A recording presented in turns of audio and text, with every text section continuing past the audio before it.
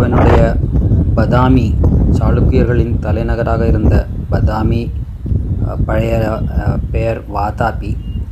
இந்த பதாமியில் இருக்கிற வடக்கு பக்கம் இருக்கிற கோட்டையினுடைய மலை உச்சியிலிருந்து 360 டிகிரி வியூ இப்போ பார்க்குறோம். இந்த கோட்டையிலிருந்து தான் நரசிம்ம பல்லவனுடைய படை தளபதி பரஞ்சோதி கொண்டு வரப்பட்ட வாதாபி கணபதி